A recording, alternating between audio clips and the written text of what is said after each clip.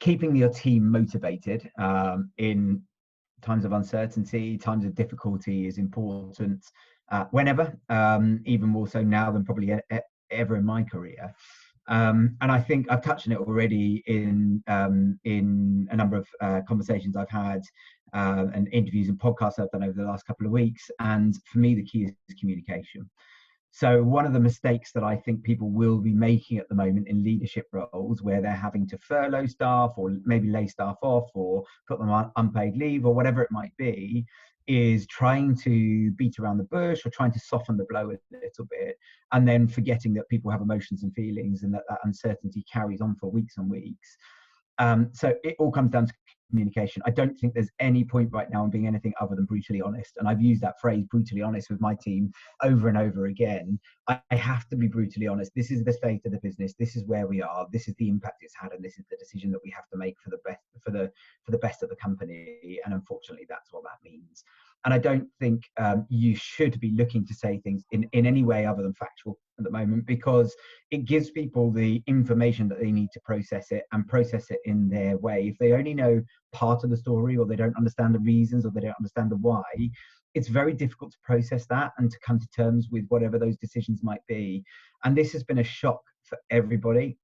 And as business owners or business leaders or sales managers or whatever it might be, I think people understand that right now you're not the expert. Right now you are flying by the seat of your pants, learning by the day, and dealing with, it's that word, unprecedented, isn't it? Unprecedented times. And so you can't have the answers. There is no playbook. There is no manual for this.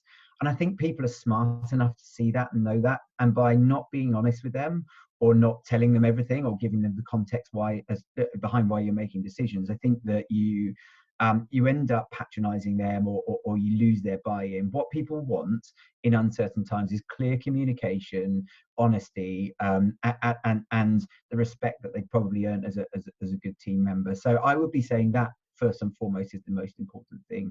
And then continuing the theme of communication, it's about consistent communication thereafter. It's one thing to be honest with somebody and say, look, we're going to furlough you, and this is why, this is what's happened to the business, and that's what we'll do.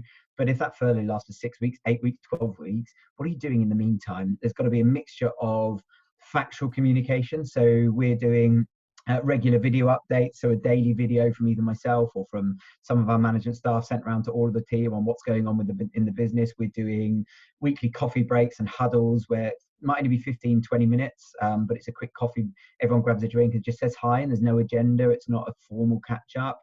We do our usual Friday team meeting on a Friday afternoon at the end of the day. So that's a formal 1 hour meeting with everybody, with formal updates on the companies, updates on people's performance and achievements for the week, and celebrations. And both current staff, but also, or active staff, but also furloughed staff can join that from a social perspective, or keeping in touch. And we've also developed a buddy system. So each week, those that are still working, who perhaps feel isolated and lonely because they were a team of 50 and something, and now they're a team of a much smaller number, they've got a buddy each week that changes every week, and they just have a 10-15 minute conversation once a day just to check in, say hi, make sure everybody's okay.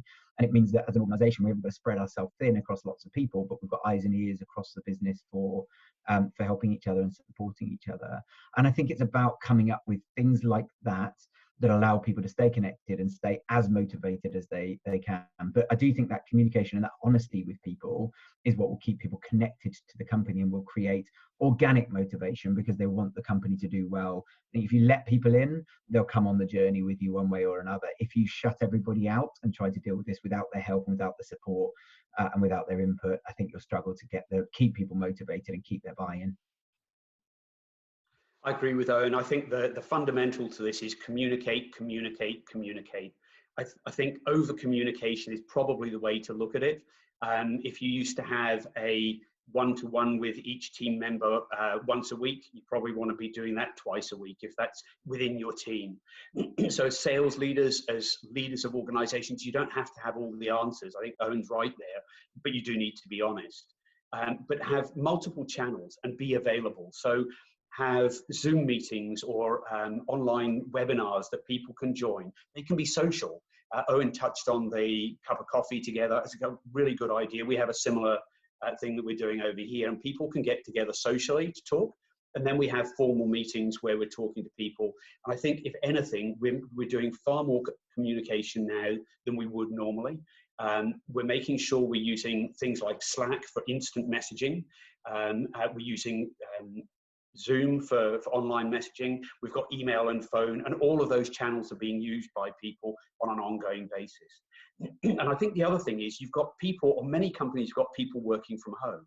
And those people are in isolation. They don't really know what's happening, and they don't know how the business is going. So being available to tell them about that and answer their questions. So being on if you're the leader of a larger organization than just a team, being on those individual team meetings is really important, because somebody in that team might want to ask you about how long is the furlough going to last. You may not have the answer, but it's a question. And just in answering it and being present there is really valuable for those team members.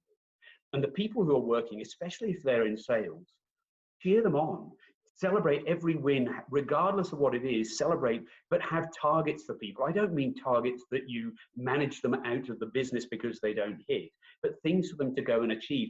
Often those can be activity-based rather than outcome-based. So the number of people they've connected with on LinkedIn, the number of prospects they've spoken to, the number of phone calls they've made, the number of emails or proposals, if that's relevant, that they've got out, not the number of sales that have been made. Because then they've got something they can achieve every day, and they can hang their hat up at the end of the day and go, you know what, I had a good day today. I hit my targets. And the team and the leader need to celebrate those wins and do it consistently. I think there's no point in starting something and running it for 2 days or a week. This is probably 3 to 6 months. So you've got to be in it for the long run.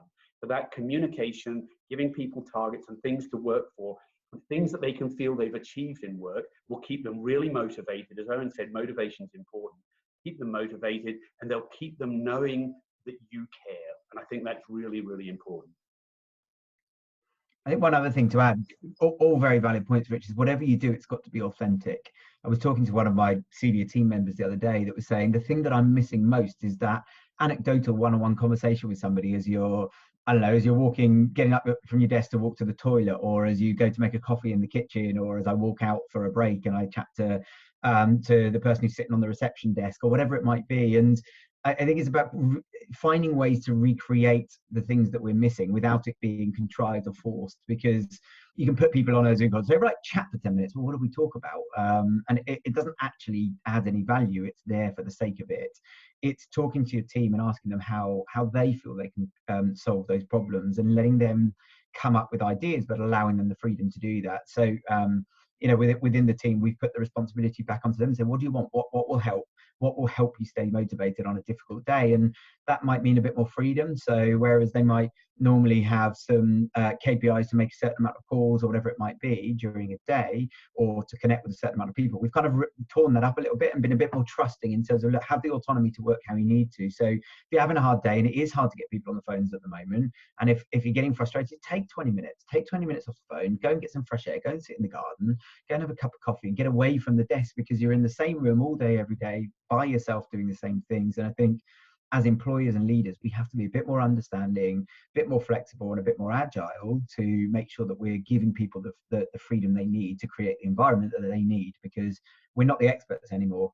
We don't know the environment that people need in this kind of organization, because we've not worked in this fashion before. So let the people on the front line define what works best for them.